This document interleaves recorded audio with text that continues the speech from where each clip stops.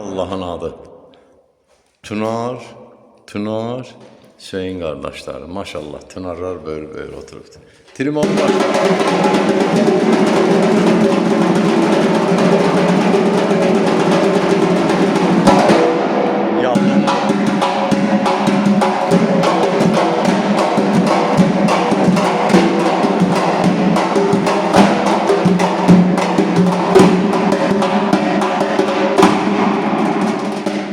Bak.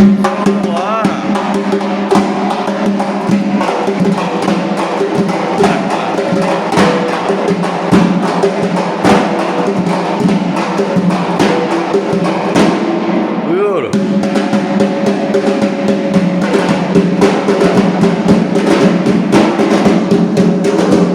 Allah.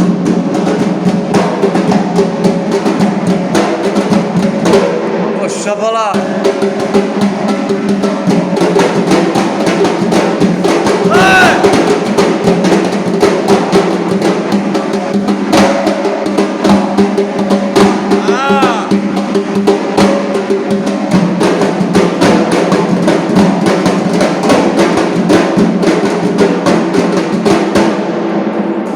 Kazan ritmini.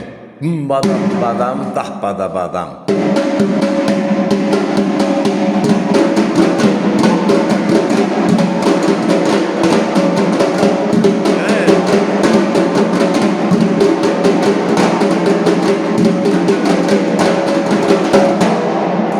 Söz səndə. Yəni çox işlənməlidir. İnşallah ki tətildir. Sabahdan tətildir yəqin ki. Ondan sonra Allah qoysa gündəlik işləniləcəkdir. Sağ olay Tunar bala. Hüseyin bala söz sənə. Elibala məktəbi Gəncə budur. Belə də olmalıdır.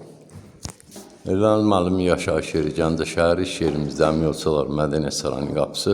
Xalqın ballarının üzünə açıqdır. Biz hazırıq, qəbul eləyək. Nəyi bilirik? Paylaşaq. Sağ olay Tunar bala, sağ olay maşallah.